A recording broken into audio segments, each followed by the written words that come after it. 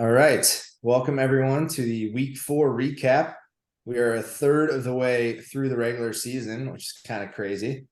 We're joined, as always, by your two trusty trombone co-hosts, Mr. Colin Hampton and Mr. Cam Cooper. Welcome back to the pod, gentlemen. Yes, sir. Yes, sir. I will go ahead and do the honors, and we can dive right into looking at week 4. Right. So first up, this was a tough matchup for myself against Mr. Moody. Lamar had a good game. Justin Jefferson had a good game. Cole Kmet had a really good game. He just kind of, despite having a -8 from his defense, just had a few more guys kind of put up big numbers, and it was just a down week for my team. No one really outperformed their expectation. Jake Elliott and the Baltimore defense were my two highest scoring contributors. It's not like I had a bunch of guys on my bench that put up points and I just started the wrong guys. Just didn't really get a lot of performance out of the team this week. Unfortunate. We fall to 3-5, but I still kind of like where the team is at. Yeah, you're in the mix. I think it was just kind of an off week. Nothing really was sticking. But Jason's team is scary. We know about, Jonathan Taylor has yet to play. Calvin Kamara looks pretty solid in a return. And Jason is 7-1, even through through these first 4 weeks, which is very impressive. I think he's going to have a team that is built for the long haul. And, Matt, this just wasn't the week to face him. 140 gets you most wins. I'm a little bit scared of Jason's team. Yeah, I mean, it was with his roster, right? He had a couple new faces. Kamara came back this week and played decently well for his first week back. This is just a week where his studs played really well. Like Ayuk played well, Justin Jefferson played really well, Lamar Jackson went off, and then you had some new faces kind of turn up, right? Kamara, Cole Kmet had a big game. So it was just a tough week to face him because when you have a team that has a strong core that's only getting stronger, and then like the residual ancillary players play really well, like that's a recipe for disaster if you're playing against that team. So because you got to have everybody turn up, and you also had your kicker and your defense played really well, but it was just unfortunate that some of the other folks couldn't pull it together. And also, Jason's bench suddenly looks pretty deep too, with CJ Stroud playing out of his freaking mind. Khalil Herbert had his breakout game, and Jonathan Taylor I think is going to come back pretty strong too. So I don't know. I think that we all kind of slept on Jason's team after the draft. Certainly not doing that now, but his team is somehow 7-1 and getting stronger. So And still has Jameson Williams down there in the injured reserve spot. We have yet to see Jameson Williams play in the NFL, and this is going on year 2. And there's a lot of high hopes for him, especially in a high-powered offense these days. So it's just gonna get even scarier with Jason's team. And Nick, I think you'll bounce back. I wouldn't. I think so too. Yeah. I mean, it was a tough week for Kirk Cousins, like first come back down to earth game. Yeah. Even and also too, the fact that you're playing against Justin Jefferson, right, in that offense. He's the one piece on the Vikings that you don't really have. So it was kind of just like a perfect storm for Jason to go off and you to kind of reap the backside of them going off. Yeah, we'll talk about this, but I mean, I'm 3-5 and yet sitting in a playoff spot currently, so not going to panic too much. No. Cam, absolute hammer thrown by you here against Rob. 170 put up on the board. How'd it go down? This was, I think last week we were talking about, kind of waiting for everything to click. I'm still waiting to figure out the quarterback situation. Trevor Lawrence has been very, very disappointing so far this year. Thankfully, I guess Jordan Love didn't have his best game, but he outperformed Trevor Lawrence. This was just a week where a lot of players on my team clicked. Have some questions at the tight end spot. I'm not sure if Pat Freiermuth is going to be back next week. He's going to miss 2 or 3 weeks. Yeah, so I have a little bit of a hole there, but this is just the week where my stars shined, and I've been kind of waiting for this to kind of happen. So it's not going to happen every week. I'm not going to drop 170 every week. A lot of that came from the Seattle defense playing really, really well. And, there's not a lot of times where your defense scores 27 and they get outplayed by your opposing defense. And Rob had, Hawkinson played not so great. He had to start Clyde. And Patrick Mahomes played not poorly, but didn't even outperform Zach Wilson in his own game. So, got a little bit lucky, but this is just the first week of the season where my team actually clicked. Yeah, I would say you got on the good side of lucky. Rob got on the bad side of lucky. He has the most points against right now by 70 points. So he is absolutely getting demolished. He has to put up high numbers. When you're scoring 170, you're not losing that game. Your heavy hitters finally hit home runs on the same day. I have it, Cam finally clicks. That's what we were talking about all last week. Right. When is it going to happen? It finally happened. It was a good week for it to happen on, especially now in that 5-way tie with a 3-5 record. Yeah. That's staying in it. It was a good week to click because this was a week where we talked about it last week where like the bottom 4 teams really looked like the bottom 4 teams. I think this was another bit of a distillation of the rankings. Like I'm really happy to at this point to kind of be on the inside looking out rather than the outside looking in. Because there's a lot of moving parts for these 5 teams vying for these last couple of playoff spots. So I've got a shine or shade about Rob's team, but I want to kind of give you my thesis and my thinking here before I ask this. I mean, he's got Mahomes, who you assume you're going to start him every week except for his bye week, right? And he has Richardson on his bench, who continues to look good, is definitely a fantasy-worthy quarterback this year. I feel like Rob is a running back shy, and he has a player who's like locked on the bench except for 1 week.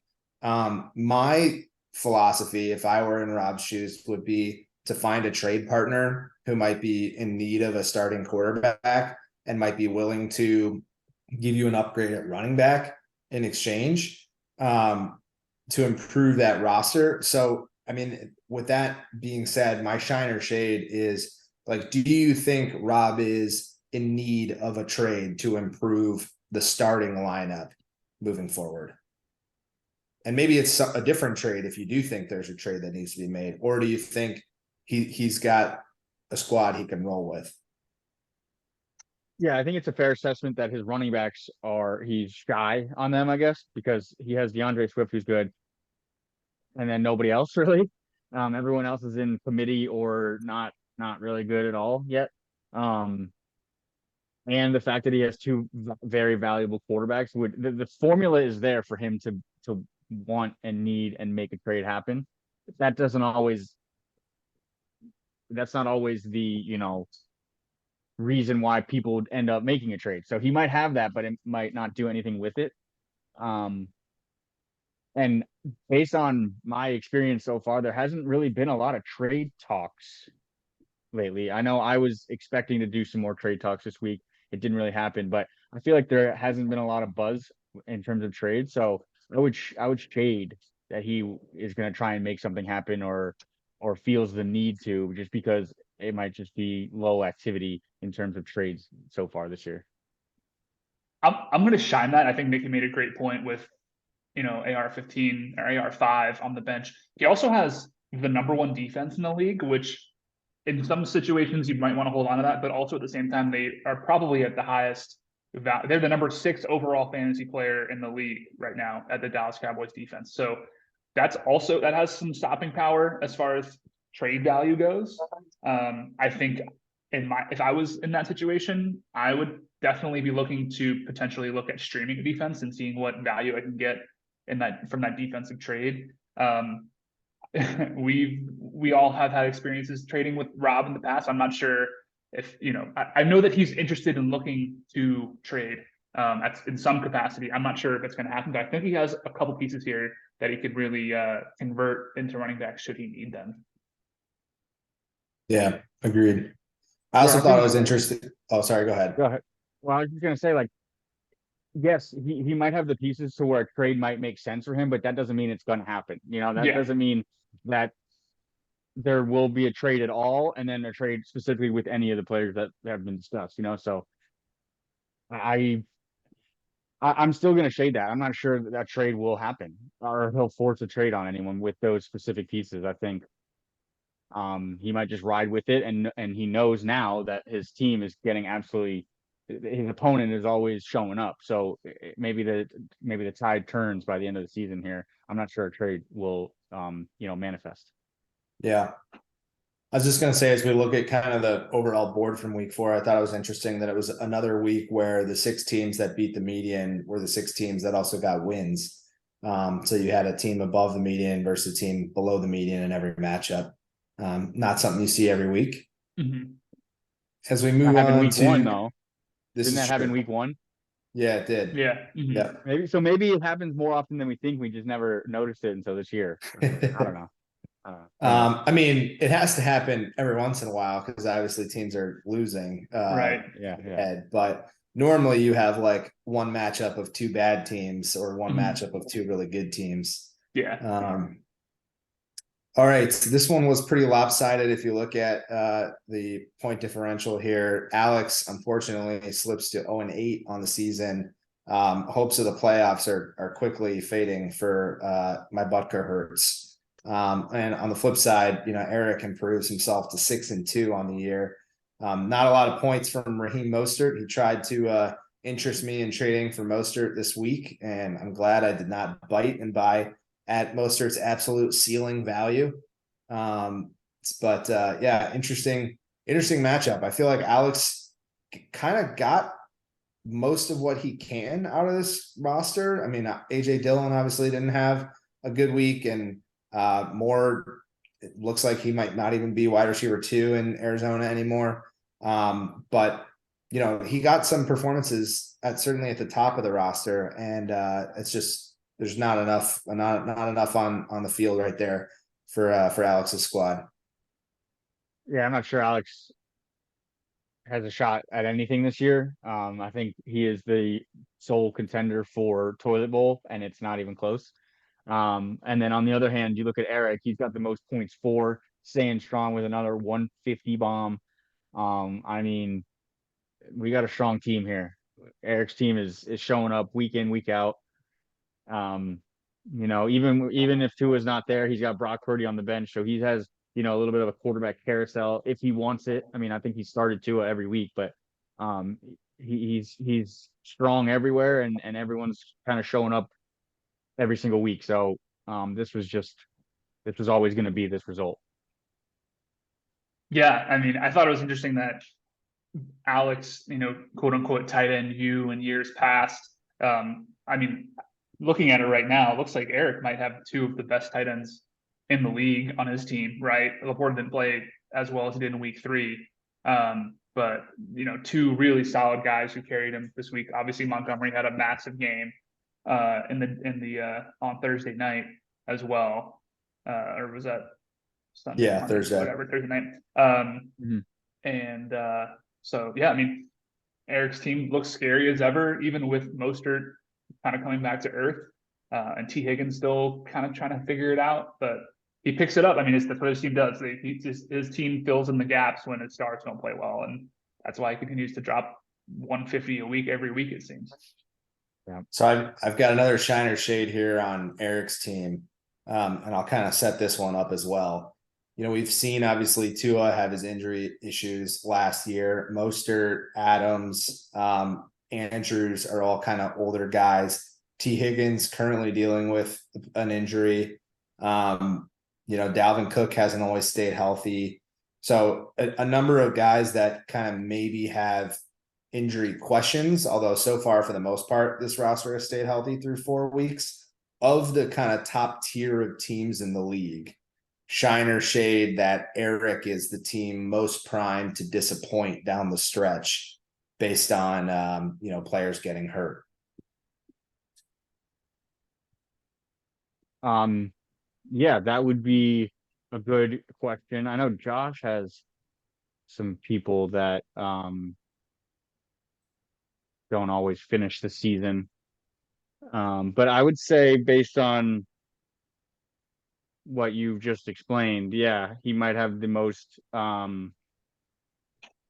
potential to kind of break down at the end of the season. Um, that's probably a good shout. I'd have to really look into other teams. I think Josh, though, he looks pretty solid. I mean, a lot of his players do finish the season. Um, I'll shine that. I'll shine that. I'm going to shade it for the exact reason that you just said. I think it might be Josh's team, not necessarily because his players are old. I mean, Derrick Henry is definitely on the back half of his prime. Keenan Allen's a little bit older, although he's been playing really well this season. But they always have potential to get hurt. I don't, Justin Fields played really well, and I'm happy that he did because I really wanted to see the Josh Troy saga reveal the karma that exists there. But he's not always guaranteed to play well. He hasn't really played incredibly so far this year. Jahmyr Gibbs is kind of in this purgatory in that backfield where he's by far, I think, the best running back on the team, but Montgomery's still getting a lot of the looks. I'm not sold on Cortland Sutton or Kyle Pitts. Like there's some question marks there. And I'm a little bit historically biased because of what happened in last year and also 2 years ago with Josh. Josh kind of stumbled when he got into the playoffs, finished the season strong with someone who went down in the playoffs. And then 2 years ago, started out 6-0, and I think he ended up the season like maybe 1-6 or 1-5. So I don't know. Eric is also usually hits on a free agent or a waiver wire pickup at some point too. So I think that just historically speaking, that this is probably Josh might have the farthest to fall, especially if you look at his depth too. I would throw my team in there too. I'm not feeling too great about Javonte Williams. He hasn't looked good, but also he has had a major injury in the past 2 seasons. The Patriots don't look good. I feel like I know I just put up 158, but I just feel like my team's kind of slowing down and McCaffrey's kind of doing the heavy lifting. So between those 3 teams, maybe Eric has the most potential to break down, but I think Josh or I have a good shout as well. That's a good shine or shade because it could be close between those 3 teams specifically because we know Jason is only going to get stronger. He still has his best player to come back. So between the top 4, those 3, aside from Jason, look like, there might be some weaknesses down the road and, who knows when they might arise. Yeah. Well, speaking of your team, Skip, put quite a hurting on Trevor to improve to 8-0 and remain one of the 2 unbeatens in the league.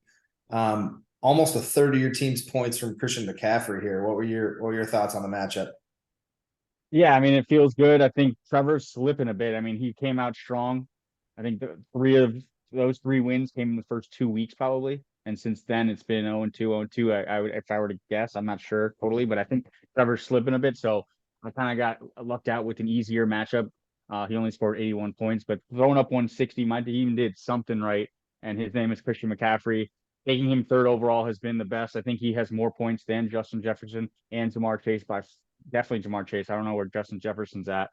Oh yeah, McCaffrey's the number 1 overall player. So yeah, that's always a winning formula for sure. I'm feeling good about my team. I think we are slowing down a bit. I'm not getting the production that I want from some of these guys, like my running backs.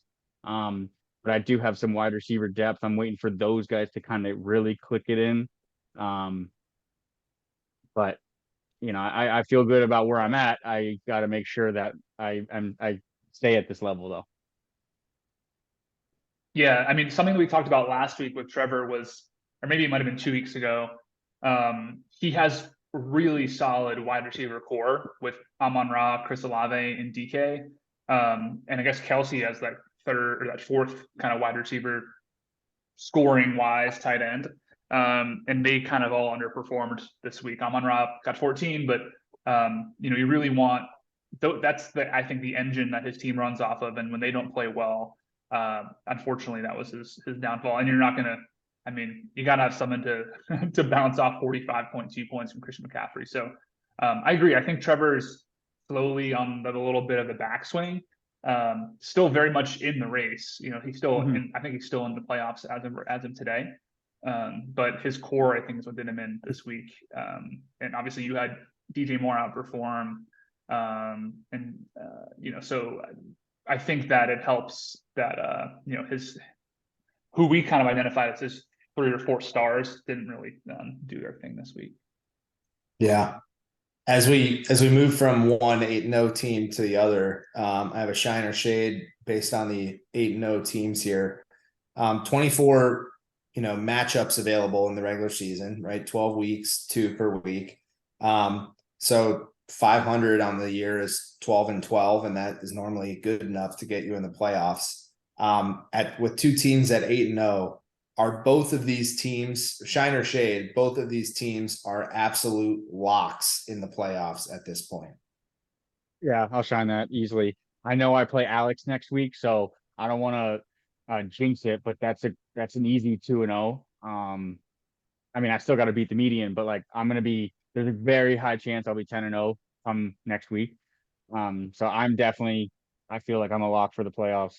Josh, we just talked about his team maybe breaking down towards the end, but that also kind of implies that it's going to be towards the end. So I think he'll get through the regular season, making it into the playoffs, you know, very easily.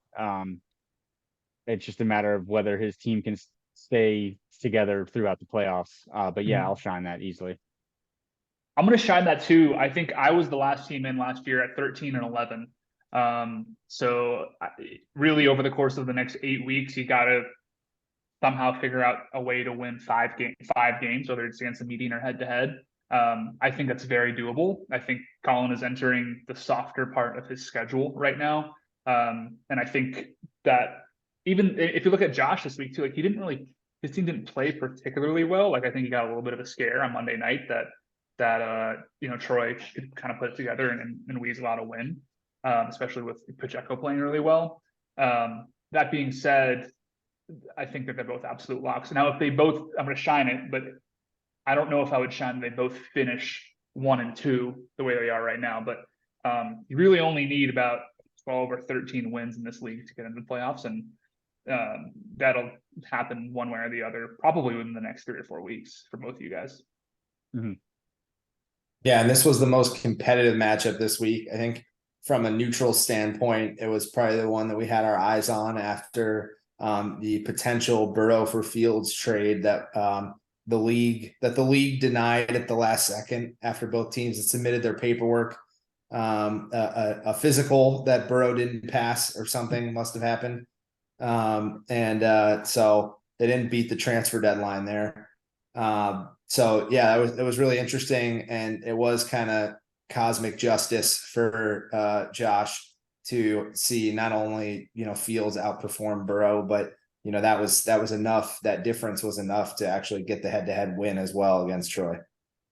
Yeah, I always say this, but if you're winning the low scoring games, that's a good sign for you to come.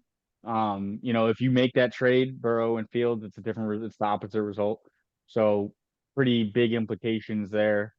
But Josh is just sticking it out. I think he's third in points for. So, you know, he is a good team. I think he's got to maintain what he's been up to, which could be tough, whether it's through waivers or a trade. I think he might have to be active as far as keeping his team at that level. But good win for Josh there. Troy's team, like, he has the players. It's just kind of like Cam's team a week ago. It's just not clicking. Some of these guys just aren't doing what their name would suggest they should be able to do, and it's not happening all in the same week. So I think that'll happen eventually, but it's got to happen sooner rather than later, or else Kapuka Shells might be, you know, on the lower side of the league for the rest of the season. I mean, I've seen a couple of posts from some fantasy Instagram accounts that say that in some instances, maybe not in our league that's super deep, but Joe Burrow might be droppable. So I don't think that's the case here. I think it'll turn it around in some capacity. I don't know if the Bengals will actually, win the division or anything, but I think that that has definitely been the bane to Troy's existence so far this year, is that Joe Burrow's kind of slow launch. I think that Troy is in a similar boat as Rob. He has some pieces where he can make some moves. I think that some teams would be willing to buy low on some of the players that have not been performing on Troy's team, and the opportunity to kind of swap them out for a higher performer. So I think they're both in a similar boat. I want to go back to the panic meter on this one for Troy. Currently, he is I think he's the 10th seed. Yeah, with Trevor ahead of him and Rob in the 8. Where do you put the panic meter for Troy right now on a scale of 1 to 10? That's I would tough. go ahead, Colin. Well, I was gonna say that's tough. I don't know if I have an answer yet, but he's been higher on the panic meter throughout all these weeks so far. And seeing that his backup is Daniel Jones, who I'm not a big fan of, and I love to see the Giants just be total trash. I would say his panic meter is still, at probably that 7.5 range. Maybe that's on the higher end of it, but still, like, I don't know. It's tough to see what he could do with this team even. I think that's right. I mean, he was big on Jackson Smith and Jigba, easy for me to say, who has not panned out this year. He just dropped Odell. I know he was excited about Odell. Mike Evans looks like he might be dealing with another injury. If the Bengals can get going, then Troy's team will get going. But as long as their offense looks lost, then his team is going to be lost, right? It's kind of like me with Kirk Cousins and Madison. Like, I go as the Vikings go and he goes as the Bengals go. So I think that's really going to be the tail of the tape. I think he probably needs to be active in the trade market and the waiver wire and be looking for solutions. I felt bad that he was 1 week early on Braxton Berrios. He started him last week, and I think he had like a half point, and then Berrios had 15 points this week. So that was a bummer. But yeah, I mean, I would be pretty worried if I was Troy. I think playoffs would be a good result at this point in the season. Yeah, I'm looking at the Bengals schedule, and between their first 4 games, this is not an excuse, but they've played pretty solid defenses. And I think that's going to continue, especially with Arizona doing what they did against Dallas. So they have a capable defense. And Seattle, they just put up 30 fantasy points. They're obviously capable of shutting down a team or putting up numbers fantasy wise. And then they come back after the bye with San Francisco and Buffalo. So, like, I'm not sure if this Bengals thing turns around in the near future. But I do think his team is riding on, the two Joes in Cincinnati there. So if you were in Troy's shoes and Josh re-offered you that trade sitting here today, chance to kind of take a little bit of pressure off your lineup being tied to the Bengals offense, right? A chance to get rid of a quarterback who's been number 31 through 4 weeks of fantasy football. Would you, if you were Troy, take that deal today? Justin Fields for Burrow. Probably. I think, you got to kind of take fate into your own hands with some of these things, and it's tough giving up a name like that. But if you want to turn something around, you got to do something about it. You can't just expect to pick somebody up on the waiver wire and then all of a sudden everything's fine. You got to make it happen. I think I would take that trade and then, try and maybe parlay that into some more action with some teams, because you got to make something happen if he wants something to happen. Yeah, I definitely think that Troy would. Now, I think that ship has sailed. I think that Justin Fields' value is way higher than it was last week, and Joe Burrow's value is way lower than it was last week. I don't think that Josh would do that trade unless there were some other pieces involved. But I agree. I mean, that's people don't talk about this a lot since the stack has gotten pretty popular. Now, this isn't like a wide receiver quarterback stack, but unfortunately, you live and die by the stack. And Nick hit it on the head, right? Like, his team goes as the Bengals go. I would definitely be looking to move some pieces around, even if it was Mixon or Burrow, to mix it up, because you with the schedule that's coming up here in the future, like I don't know how many 25-point weeks that Joe Burrow has in the next 3 or 4 weeks. And I think he has a bye in there too. And these next 3 or 4 weeks are absolutely critical for the bubble teams right now. So I think, yeah, he'd probably want to make a move sooner rather than later with the pieces that he has. Yeah. We did have one completed trade this week involving Josh's team. He acquired Joshkobe Myers and David Najashku, who didn't even see the weekend on his roster after he burned himself lighting a fire or something on Friday. And in exchange sent to me now known as Jerome Ford and Hunter Henry. Thoughts on that swap of players? I forgot about it, to be honest. That's, when I was talking about not a lot of trade action earlier, I completely missed the fact that there was an actual fucking trade. So, yeah, at the time, I thought you were kind of getting the most out of that. You're getting a very good tight end with a workhorse running back now that he's that guy in Cleveland, compared to Njoku, who's never really done it for any team. I think he might have been somewhere before Cleveland, but I don't see Njoku having that level of play compared to Hunter Henry. And then I think Kobe Myers is a volume target machine. So I thought you were getting the better end of that. And after week one, it looks like you did. But either way, good trade. I'm glad that things are in the works between teams and coaches. And I think that's the kind of shit we want to see more of, some action. I agree. I mean, if you look at what happened shortly thereafter, right? I think Josh ended up dropping Njoku within a couple of days of getting him on his team. So I definitely think at least week one, it's kind of hard to say. I mean, I think they both had a combined 14 points, and I don't think Jacoby Myers did too much. But I think that I was surprised when I saw that trade go through, especially because I've been trying to work a couple of angles with Josh this week or this year. And I think as of right now, I think that advantage Nick in that trade so far, especially considering one player isn't on his roster anymore. So I think that was a pretty astute move by your team, Nick. Yeah, I'd love to. So this was an incoming trade offer from Josh. And originally he proposed Myers for Ford.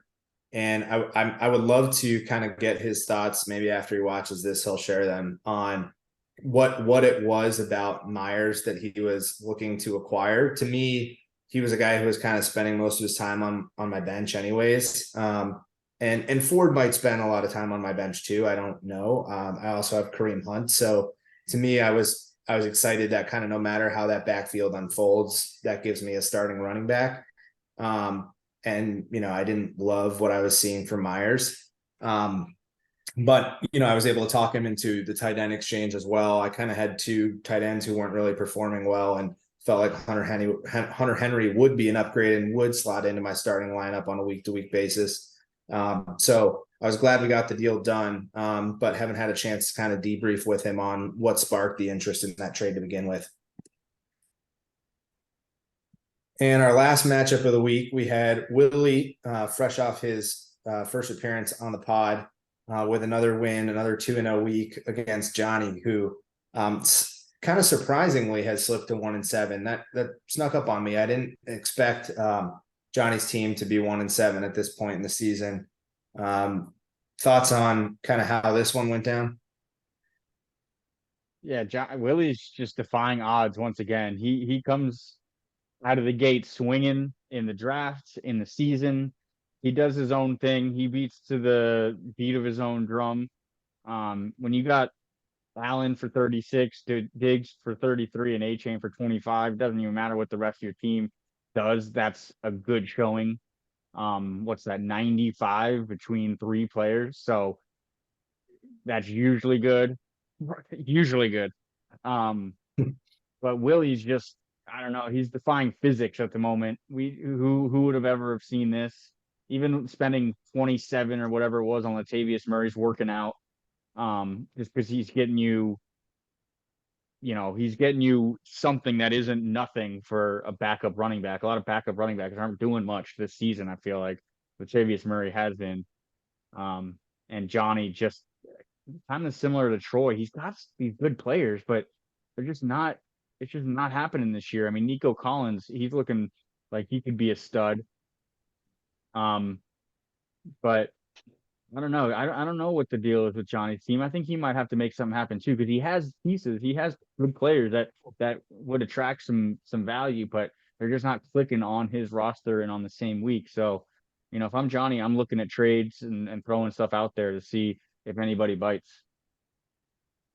Yeah, I agree. I mean, I'm a little bit surprised he's 1-7.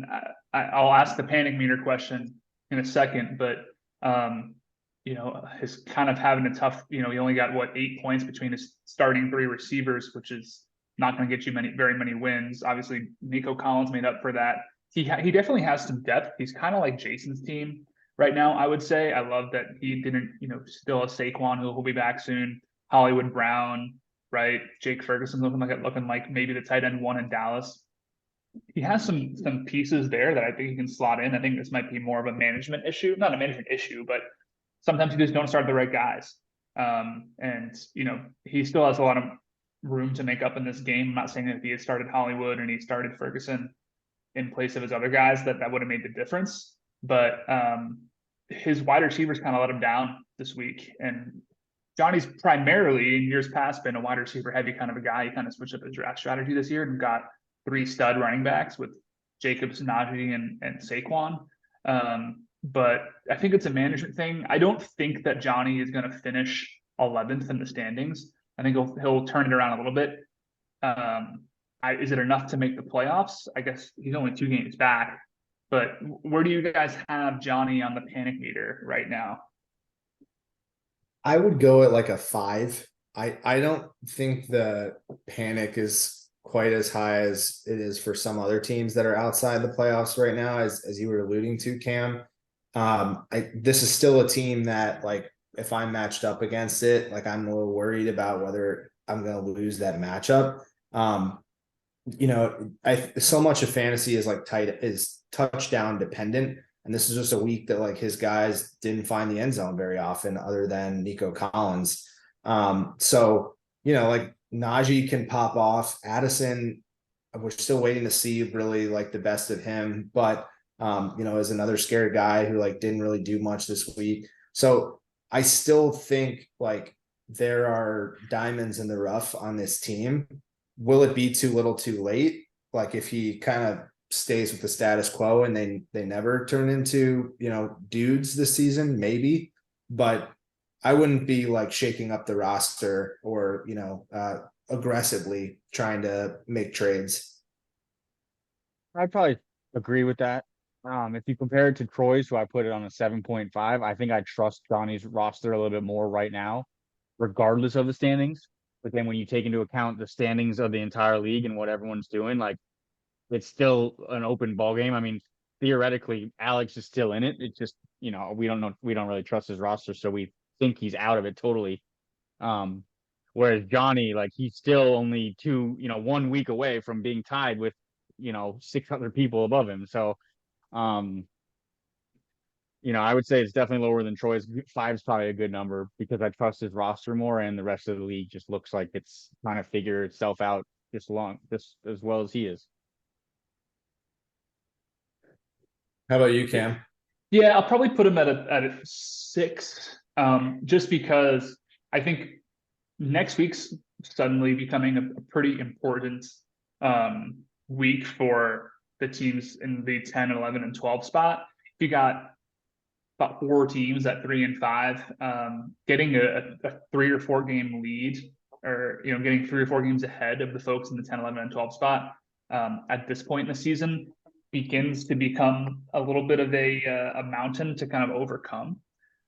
So I'm with you, Nick. I don't think he needs to trade any of his big name players, but I think this next week is going to be very important for Johnny to at least get 1 win, if not 2, to kind of reverse the narrative here, because this next week or 2 is going to be a pivotal time for Al or for Johnny, let alone Alex, on getting, making a playoff push. Yep. Yeah, and as we think about next week, one thing that was kind of interesting, we saw Nico Collins had popped off for Johnny. The number one spend in Fab this upcoming week after week 4 last season was Nico Collins got dropped for Mike Boone. And there was $15 spent on Mike Boone, sending Nico Collins to the waiver wire. So I think that's funny, like a season later at the same time, Nico Collins putting up 32 points. I don't even know if Mike Boone is on an NFL roster right now. So it's funny how things change in a year. Geno Smith, by the way, was picked up for $2 and Jameis Winston was dropped in another, I forget who made that acquisition, but probably was me. that you, Cam? Yeah. One of the best acquisitions of the season, I think. I think Mike Boone's on the Texans with Nico Collins. Well, there you go. That's there crazy. You go. Well, at least he's on the depth chart on Sleeper. Let's see if he gets first carry of the season. Mike Boone this week. That's crazy. Thoughts on the matchups this week? I think definitely the marquee matchup is Jason against Josh. We have a 7-1 team against an 8-0 team. So this will be a test for Josh. Yeah, absolutely. I actually, when I went through these, I posed each one as kind of a question other than, Jason and Josh, which is obviously going to probably be the game of the season so far. And then me and Alex's matchup, I currently don't have a quarterback and I still expect to get this win. Like I don't have a current quarterback for next week because Herbert's on a bye. So I still will expect to get this win even without a quarterback, but I will be picking one up obviously. But the rest of these, I kind of posed these matchups as questions. And let's see if I can go in order as your thing. Rob and Trevor. Will Rob stay unlucky? Will Trevor have the big week that Rob has been playing against week after week? Rob has the most points against by 70 points. Will Rob have a tough will Trevor show up against Rob this week?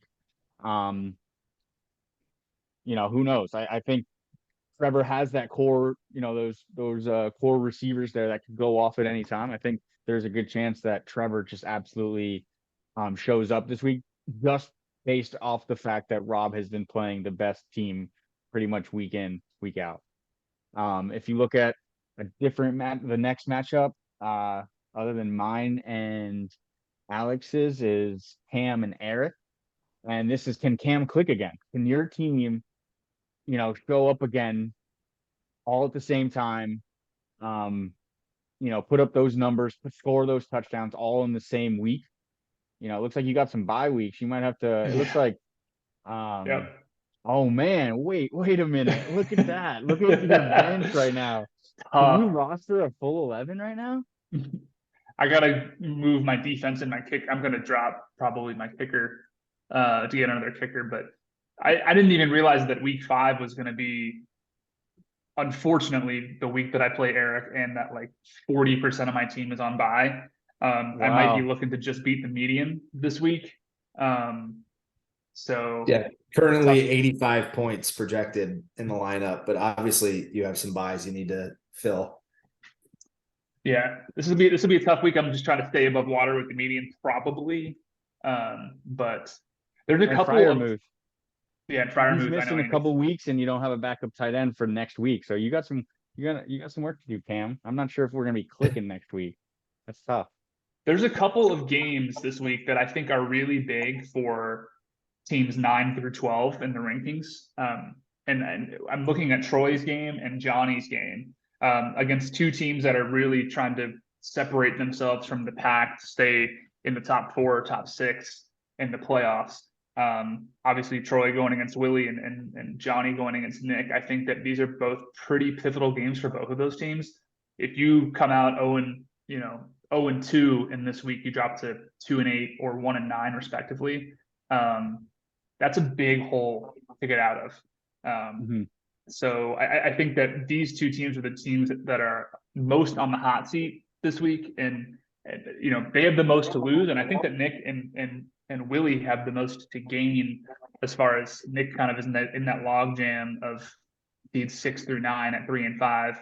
If he can get 2-0 this week, I think that really works wonders for where he ends up come playoff time. Yeah, for sure. I mean, between Troy and Willie, Willie's got all the momentum there. Can Troy stop, Willie's momentum? And then between Johnny and Nick, neither team really has momentum right now. You guys are both looking for a comeback, a little bit of a springboard, if you will. Who will make that effort and make that comeback after a poor showing from both those teams last week? Yeah, I'm gonna make a bold prediction here. I'm gonna say that Troy beats Willie this week, and my basis for that is we know that Willie has the super stack of Buffalo Bills, and they have an early Sunday game in London, and I feel like for whatever reason, a lot of teams don't really have the same offensive performance when they go across the pond and are playing early in the morning. So I'm going to predict that it's an 0-2 week for Willie here with his Super Buffalo Bills team. Interesting.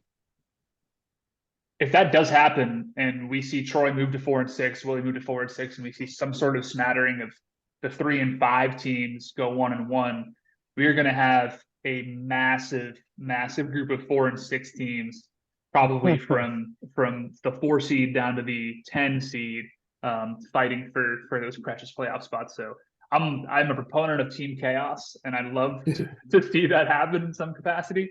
But that would be quite the outcome if we see that after week 5. Yeah, that would be wild. I don't know if I have any shiner shades, but I do have some observations from like a bird's eye view of the league. The top 4 teams in points for are also the same bottom 4 teams in points against. So not only are the top 4 teams scoring the most, but they're getting the easiest matchups each week. And I just find that a very interesting,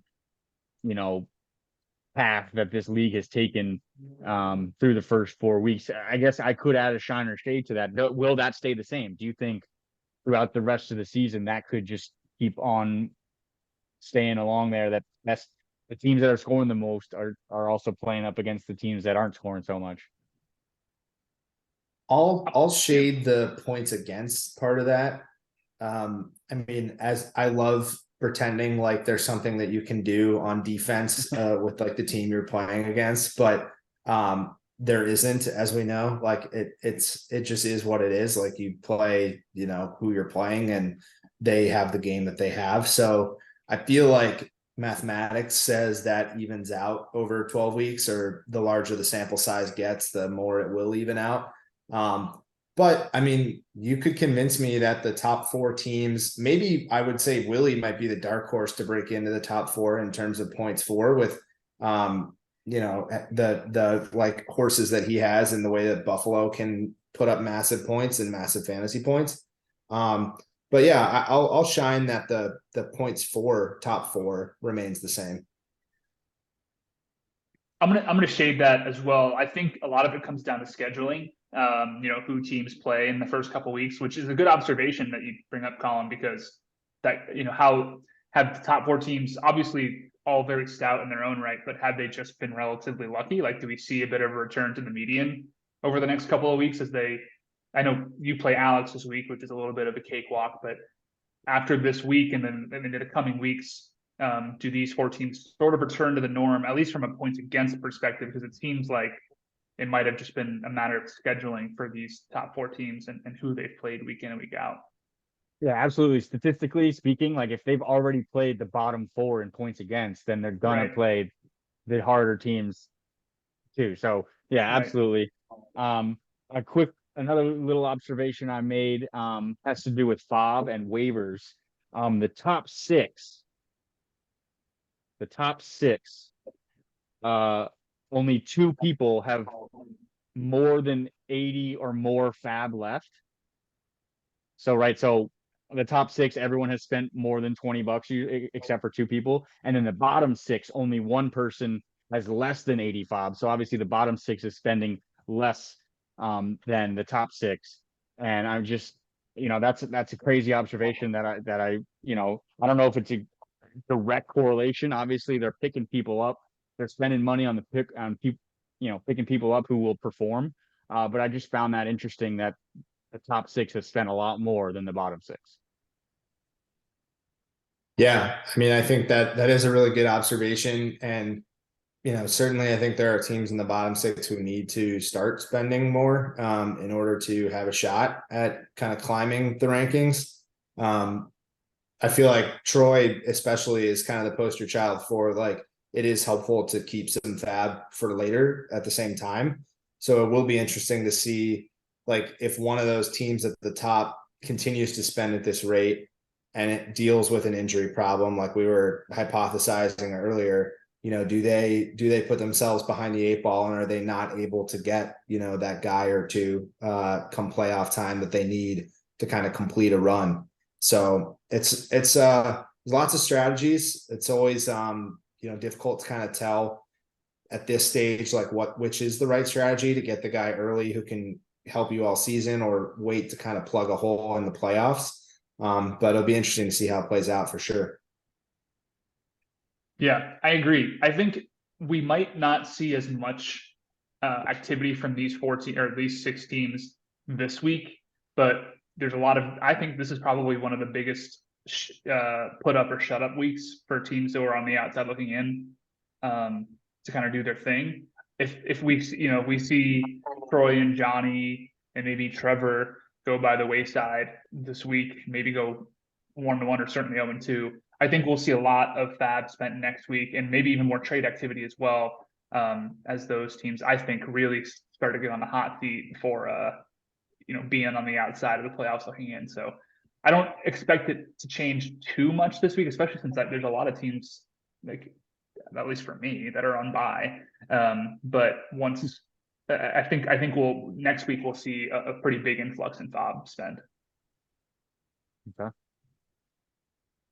Any other last thoughts as we sail off into week 5? Yeah, I find it very crazy that Cam and Willie have the exact same points for 500.62. Shine or shade, does that stay the same the whole season? I will shade that. Oh, I did want to kind of bring back a favorite segment from last year, and we'll do this quickly. Maybe give me one contender and one pretender based on where teams are in the rankings so far. In other words, a team that you think is kind of overperforming or underperforming, where you think they will end up. That's a good thought. I like Jason's team. I mean, it is 7-1. He is 7-1, so it's hard to pick them, But knowing his roster and how he drafted, it's a surprise to see him at 7-1. But he is a contender, I would say. And as far as pretender, I mean, this is tough. It would have to be one of those top 4. And we talked about it with the injuries and maybe breaking down towards the end of the season between Eric and Josh. I would put one of those two as maybe the pretenders. Historically speaking, Josh has probably better finishes because he's scored the most points for last year. He's made it deep in the playoffs. Maybe Eric's a pretender. I don't know. That's a good one. Yeah, I'm gonna go with. Go ahead. I'll go with Jason as well for my contender. I think we've talked about it enough. Like none of us really saw this start coming, and we all kind of thought he would start towards the bottom and improve as the season went on, and he's started at the top. And I'm gonna go with Johnny for my pretender. I mean, I kind of talked about it a little bit earlier, but it's kind of really surprising to me to see his team down there at 1-7. I would have expected him to be in the playoff positions right now. So I think that's a team that has really surprised me in a negative way. Certainly plenty of time to turn it around, but I think so far I would give him pretender through a third of the regular season. I'm gonna ruffle some feathers here because I don't think we do this a lot on this show, but I'm gonna start with the pretender, and I'm gonna say that the pretender is Colin right now. I saw that coming. Mostly because Colin has had a relatively, with the exception of playing Eric week 1, Colin has had a relatively easy schedule so far this year. His team has played very well. I think he's going to, I say pretender in a sense that I don't think that the next 4 weeks will play out the same way as the first 4 weeks have. I think that his schedule probably gets a little bit more difficult. I don't think like we talked about this earlier in the show. I think he's going to be, he's pretty much a lock for the playoffs right now. I think he's a pretender at the 1 seed. I think that he kind of gets he has to play Josh again. He has to play Jason at some point, right? He has to play some of these other teams at 3 and 5 who are still trying to figure it out. I'm gonna say Colin as a pretender for what we've seen so far versus how that can translate to the next 4 weeks as we enter the the meat of the schedule. And then for contender, I know this isn't probably another hot take. I'm gonna go with Rob. I think that Rob has the pieces to make a trade. I think if he does make a trade and he does move those pieces around well, I think he has enough star power elsewhere to kind of make up for that. And at a certain point, something's got to give. You're not going to face the best team in the league every single week. And he's kind of in that same vein that Colin might have had a little bit of a lighter schedule at first. Rob has definitely had the worst of the schedule so far. I think that he finishes better than eighth seed, might be the 6 or the 7. But I think that Rob is a contender to look at for the next couple of weeks as we approach the playoffs. I like that. Yeah. Well, That's a fair assessment. It's definitely a fair assessment. I would like to defend myself just a bit, because you're calling me a pretender to my face. Yeah, I think that is definitely a fair assessment. I did score 160, but I feel like my team is slowing down. I want to make something happen, especially because I feel like one guy's doing all my heavy lifting. And I don't know who else is going to show up on a given week. I mean, I like Evan Ingram, but he's not even getting me double digits. He's kind of being consistent. So that's what I was saying I drafted for. I don't want injuries, and I like some consistency. Everyone else is kind of, I'm not sure who's gonna be available or show up on a week by week basis. And I don't have a quarterback this week, so I do feel like there is some pressure, especially at that number 1 seed 8-0. I don't know if I would agree that my team is as good as the record would suggest, but I'm confident, and I wouldn't say I'm a pretender. I think I'm going to be sticking around, for the long haul for sure. Sometimes you just got to ruffle some feathers, baby. Stir the pot. Well, another good show in the books, gentlemen. Good luck as your teams take the field here in week 5. Best of luck, boys. Likewise. All right. Next week.